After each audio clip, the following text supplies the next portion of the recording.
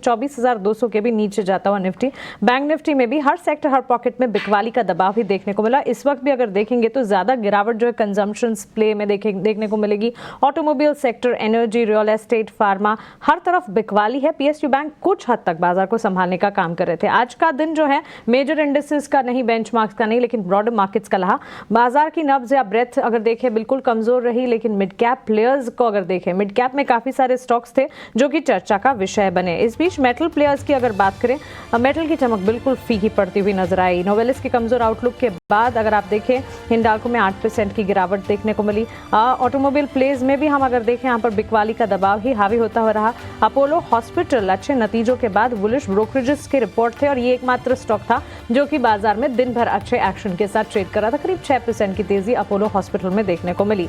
इसके अंदर अगर देखें फार्मा हेल्थ केयर डायग्नोस्टिक में भी आज हमने कमजोरी ही देखी। ग्लेनमार्क फार्मा का शेयर 7% की गिरावट, अजंता, औरोबिंदो, सन फार्मा में भी 3 से 5% की बिकवाली देखने को मिली। कमजोर नतीजे रहे जिसके ठीक बाद ट्रेंड के स्टॉक प्राइस में 7% की गिरावट। एमएनएम के नंबर्स पॉजिटिव थे जिसका एक पॉजिटिव इंपैक्ट देखने को मिला।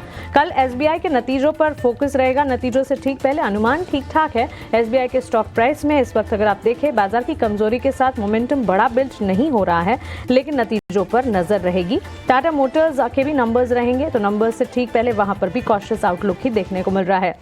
बहरहाल मार्केट को अगर आप देखेंगे सेक्टर स्पेसिफिक चाल कमजोर, ब्रॉडर मार्केट्स में एक्शन, एडवांस डिक्लाइन रेशियो अगर देखेंगे एडवांस का पलड़ा जो है वो डिक्लाइन से कमजोर, तो क्लियरली डिक्लाइंस का पलड़ा भारी इस वक्त। सेक्टर स्पेसिफिक निफ्टी आईटी जो कि बाजार को संभालने का काम कर रहा था वहां पर भी गिरावट हाथ लगी।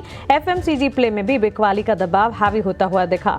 अब क्लियरली एफओएमसी के इंटरेस्ट रेट डिसीजन एक इंपॉर्टेंट इवेंट है जिस पर नजर रहेगी। आज देर रात इसका डिसीजन आता हुआ दिखेगा। कल सुबह जब बाजार खुलेंगे तो नजर होगी कि इस डिसीजन का इंपैक्ट किस तरह का आता हुआ देखने को मिलता है।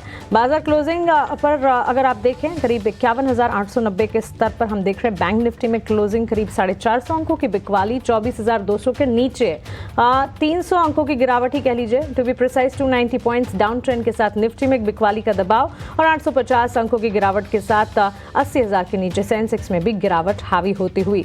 तो एक कमजोर दिन, कमजोर शुरुआत और शुरुआत के बाद वन साइड डाउन ट्रेंड बाजार में देखने को मिली। उम्मीद यही करते हैं कल बाजार जब खुलेंगे विदेशी बाजार से संकेतों से सपोर्ट मिलता हुआ दिखे और भारतीय बाजार की भी देखें अगर दिशा कुछ हद तक ठीक होती हुई दिखे।